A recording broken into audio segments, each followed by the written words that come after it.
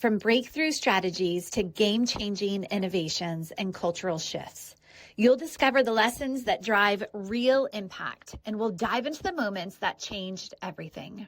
Welcome to The Missing Piece with April Reed.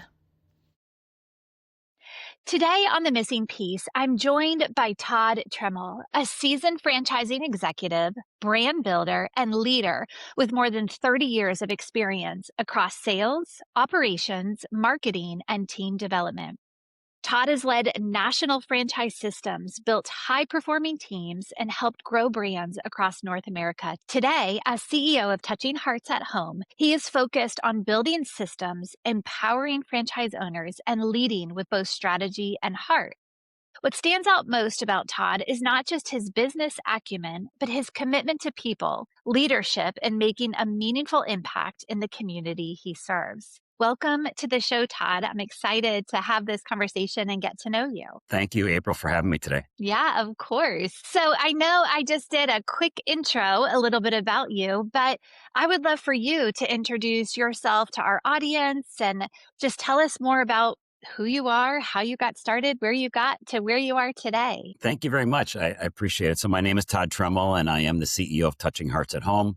We're a non-medical senior home care franchise business throughout the United States. We currently have 94 locations, either open or in development at this point, all over the U.S. So we're excited about our growth. My background is I've been in franchising for over 30 years with some amazing companies like Winmark Corporation, Lyft Brands, United Franchise Group, been a partner in private equity. And today I'm with Touching Hearts at Home. So that my career spans 30 plus years of wearing many hats in franchising and being with some amazing brands. How did it all get started? For the younger generation that's listening, they're like, they look and they're like, wow, you've done a lot. You've had a lot of experience. I mean, even on the private equity side, take us back to, the younger you and the doors that opened, or maybe people that came into your life that opened the doors for you. Yes, thank you.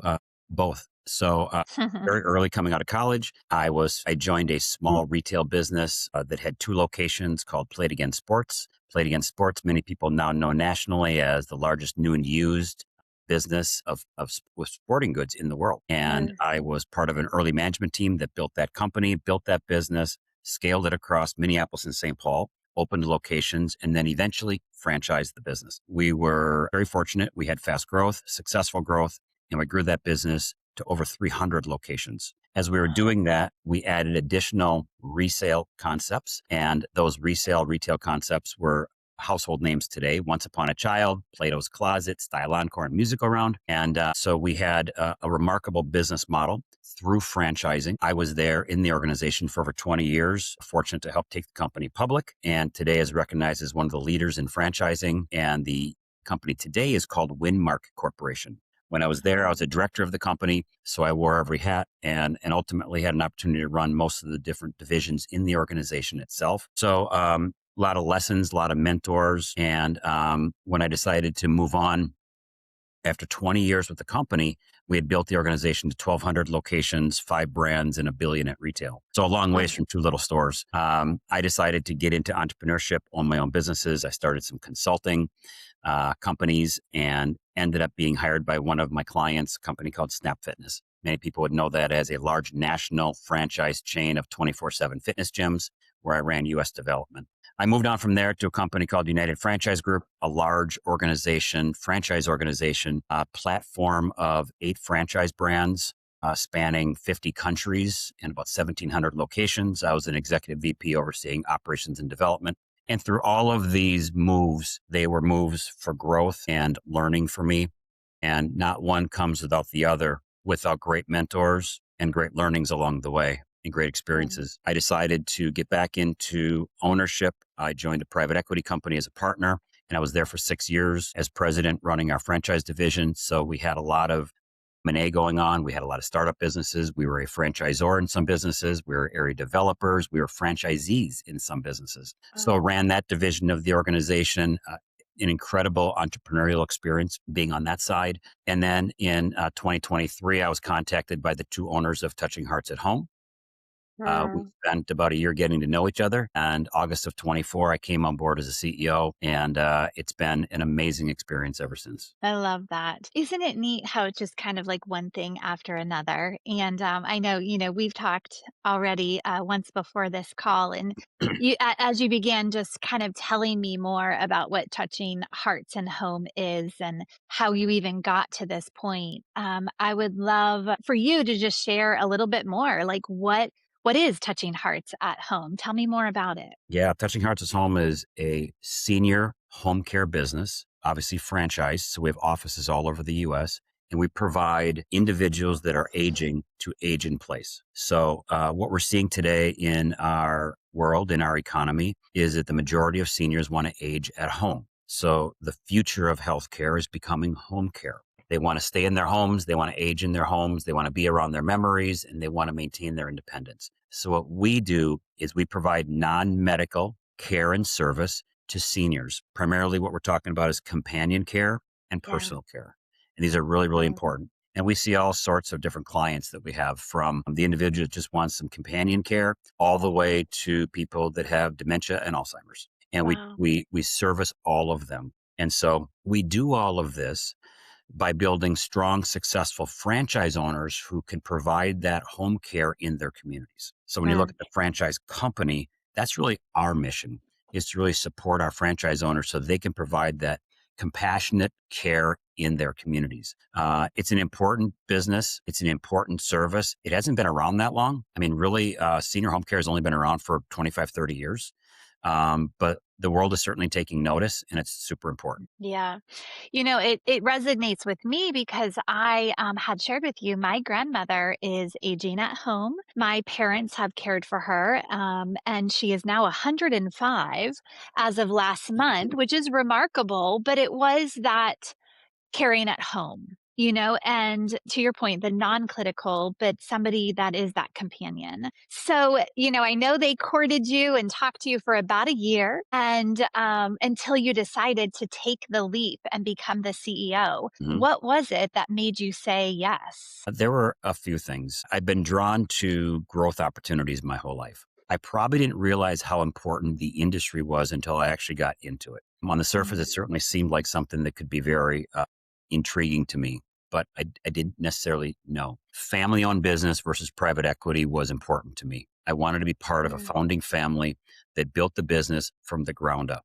That was mm, important to me. A business that had legacy, a founder that had legacy values. Renee Peterson, who actually started this company, and now she has retired, but her two sons own the business. Having the ability to scale something the right way. When I came in, we had 60 locations. Today we have 94. It's been a year and a half. So the ability to scale this business and to grow it, its systems, its people, its relationships was really, really important to me. So I saw all this potential to really expand on structure and alignment in the company. And personally, I wanted to get into a business that had a lot of meaning and purpose in my life. Probably the most purpose driven business I've ever been involved in. And mm. honestly, I can get up every day and know that I'm making an impact in the world. And so that means a lot to me at my point of my career. I love that. I have so many questions as an entrepreneur that I just want to ask you, but now coming in and already experiencing the growth that you have, what is it about your leadership style that helps growth, that creates transformation? What would you tell other leaders? What's the secret sauce? Clearly you have one. What is it, Todd? What's Yeah. what's that Well, secret let's sauce to growth and transformation? and transformation is interesting because we all want to be a part of it, and it can be either really great or really stressful depending on how you approach it. And so Mm, when I came into the organization, and one thing is leadership style, we can talk about, but other is how do you guide mhm, through transformation? And for me, it was listening first. It was coming into an organization that had been here for 18 years, that already had 60 plus locations, and making mm, sure that I didn't jump ahead and make any assumptions and start building strategies day one. Should have been easy for me to do, but I right. decided not to do that. So I went on a listening tour for the first 60 days. I called every single franchisee and I talked to every one of them for an hour to hour and a half. And all I did was listen. What do they need? Where should our priorities be? Where are the gaps? Where are the opportunities? Where do you need support? How do we prioritize your success?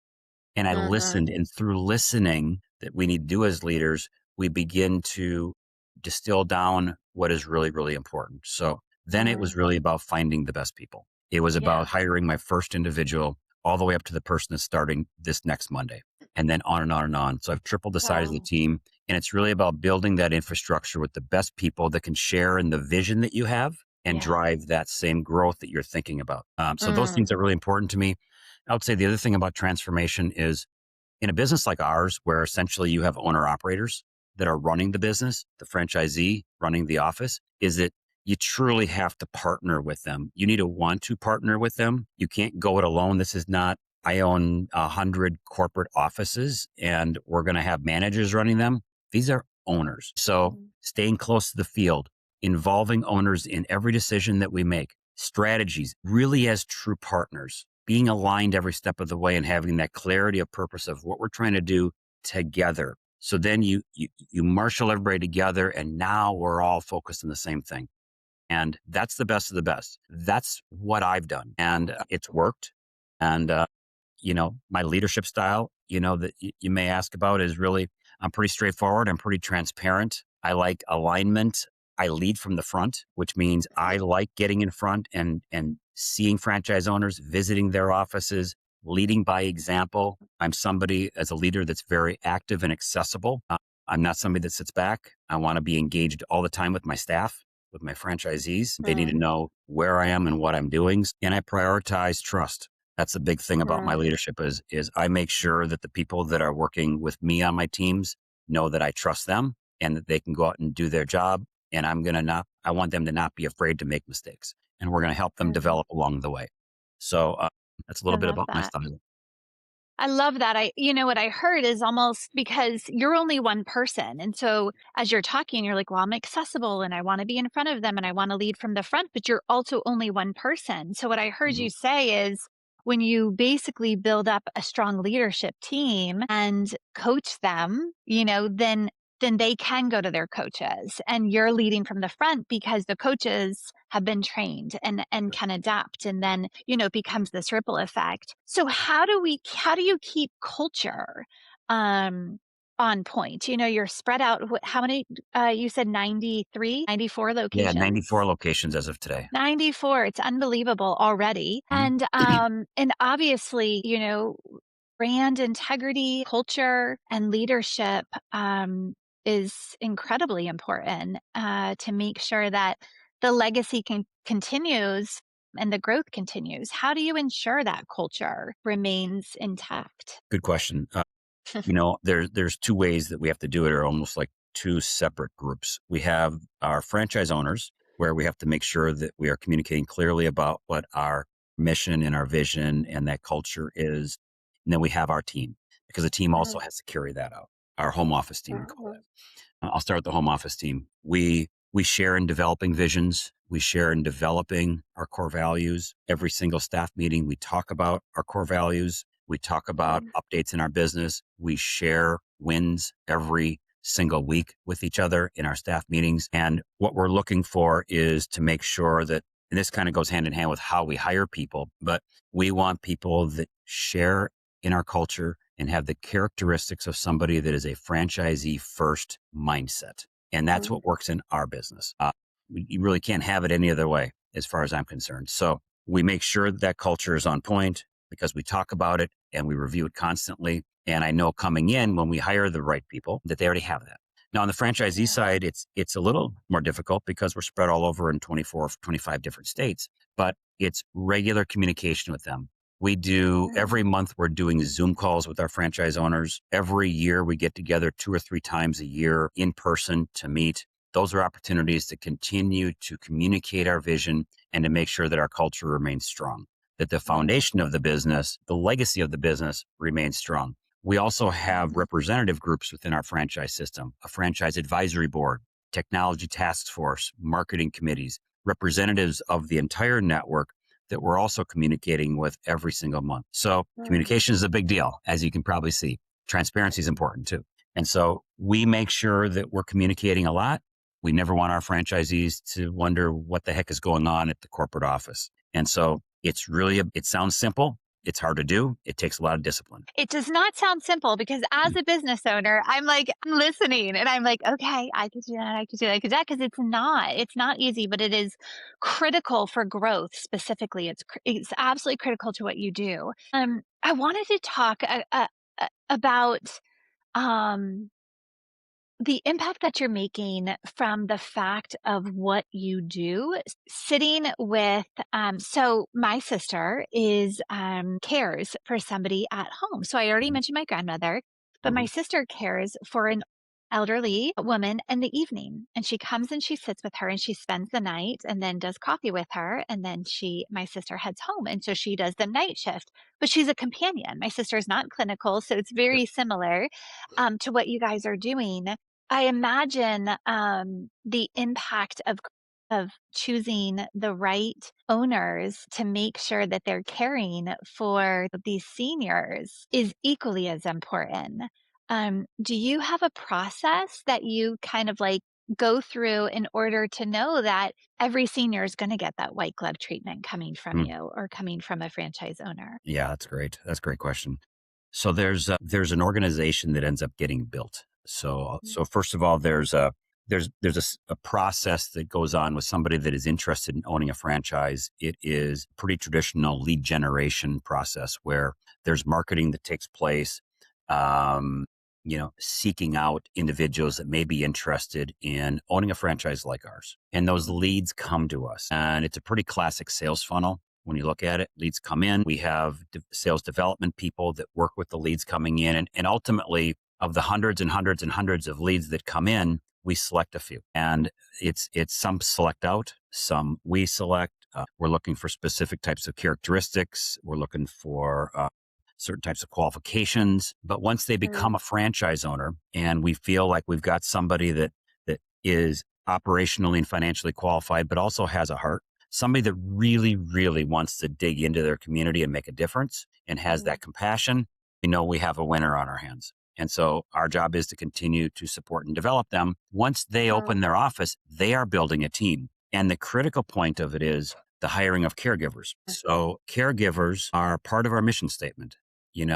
We value the people that serve our clients. And so any one particular office that we have could have anywhere from 20 caregivers to 150 caregivers, depending on the size of their business. So recruiting the right caregivers, retaining the right caregivers, because there's a shortage. There's no two ways about it. The demand for senior care has exploded, and there's simply not enough supply for the demand that's out there today. So, our role in these communities is to find the best, match them up with the client, because there's always matches that take place and there's a number of operational things that we go through to do that, and then provide great compassionate care.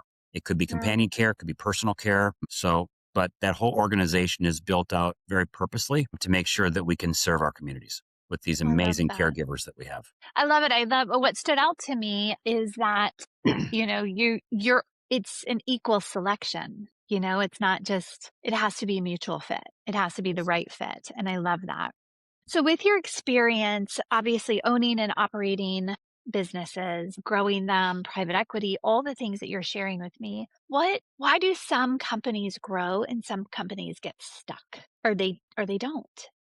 What's your opinion there? Yeah, no, great question. So I think, companies that grow, I think, first of all, you have to have a growth mindset. As whether it's a leader or an owner of a company, you have to want to grow and have a growth mindset. And we talk about this all the time, even with franchise owners, the difference between those that want to grow and those that don't grow. I think number one is why we are growing, and how I see growth in companies is a focus on the fundamentals and a focus on operational excellence. That's first and foremost. Successful growth companies invest in people and they invest in systems, and oftentimes they invest in those things before they see revenue in them. And that's it. That's why they call it an investment. You have to have the discipline to do the hard things and not take shortcuts. And so, this again is about discipline. And oftentimes what ends up happening with a lot of companies is they have great ideas, but they don't execute on ideas. And so we don't try to act on every single idea, but if we're going to act on it, we're going to execute on that. So companies that tend to get stuck overcomplicate and don't simplify. They don't understand how to simplify. Maybe it's avoiding hard conversations that you need to have within the company itself. And oftentimes sometimes it's a lack of something. It could be lack of capital. Sometimes it's just a lack of focus in chasing shiny objects all the time and not really understanding where your core business is at or even your core issues are at. Mm. These aren't easy things, but growth companies figure that out and they figure out how to grow because they have the discipline to do it. And that's what we're doing right now. I love that. I mean, that really resonates with me because having been a business owner for 17 years, it's very easy to be distracted, to not be disciplined, and to chase shiny objects. I love that you are saying it's not easy because it's not. And so I appreciate that. And I 100% agree with what you're saying. So I call the show The Missing Piece. Curious, when you think about your own journey, what was maybe a missing piece that changed everything for you personally? Mm. Do you have a moment? I don't know if it's so much of a moment as it's lessons. Mm, And, I would say there's a lot of lessons over the course of the years that I've been in this business. But I think from a leadership standpoint and the missing piece for me, and I would say the transition was realizing that success is built through others and not individual performance. mm, So often what happens in leadership is until you get to be a leader, you've often been driven by task and accomplishment, task and execution, and you're trying to work your way up through the merits of your work. As a leader, that begins to change. And where my big change is understanding that hiring the right people and allowing them to flourish was the secret to the whole thing.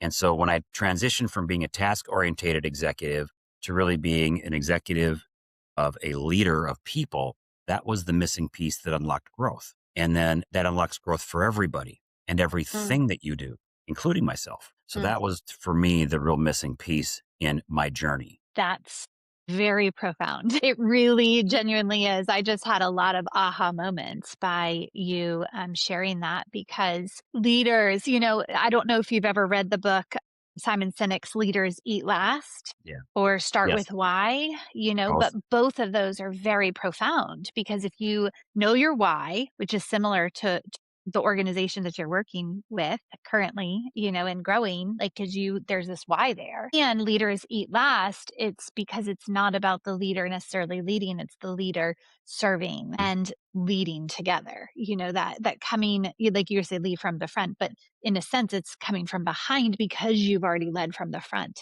Mhm. where you're empowering them and promoting them. Final question as we begin to wrap up, but just because I just mentioned some books, do you have some personal favorite books on leadership or books that have changed your life? Yeah. Uh, I wish I'd have prepared for this one because I've got so Simon's books are fantastic. I've read so many of those. yeah. I'm kind of a book junkie. I read books constantly like my wife. I'll send you a list of some of them. I think, uh, the one big thing, was a book that was written that I really enjoyed. I also listen to a lot of audiobooks and there's been some Mm, great stuff there. But what I recommend to people in terms of reading is read a lot of different types of books. There's a book that I just recommended to my team called Mindset. And Carol Dweck. yes, we start talking about mindset. Andrew Grove's book. I like to go back to some really old books that I tend to read. Mhm. So all these books are really valuable to me. I read entrepreneurship books, you name it. Know what I've learned in talking to a lot of successful leaders like yourself is they are always learning. They're always reading and they can't get enough. And that is the one common theme that I have consistently seen across the board. And when it comes to leadership and growth and success, I agree. So anybody who is interested in finding out more about touching hearts and hands, I mean homes, how do they get in touch with you? How do they find out more information or even begin to know if, this is a journey that they would like to explore? Yeah. So you can reach us. Best way to find us is on our website at touchinghearts.com. That will Mm, lead you into one of two places. Either if you're seeking service as a client or you have a loved one that needs service, you can find us there through our zip code search in all of our offices. If you're interested mm. in ownership opportunities as a franchise, it will lead you there as well and really explain to you many of the facets of what it would look like to own one of our franchises. So If you want to get a hold of me personally, I do a lot of mentoring myself. Anybody that wants to reach out, you can find me on LinkedIn, and I'd be happy to respond to you. And we'll include all of that as well in our blog and in our social and then on the post. But Todd, I know I have learned a great deal in our short time together from you. Just your sense of leadership, your experience, and why you have had the success that you've had. I absolutely wish that I had known earlier about this organization for my grandmother. I mean, she is the perfect candidate who's been aging at home, and we ended up getting other people to help, but your organization is that. And what an incredible thing that you guys are doing. So Thank you. congrats on your Thank you. success. And thank you for being on the show. I really, really appreciate it. April, thank you. It's been a lot of fun. Thank you for having me. Appreciate it. Of course. Every leader has a story, and every story reveals another piece of the bigger picture. What if the missing piece wasn't something you had to find, but something you were meant to become?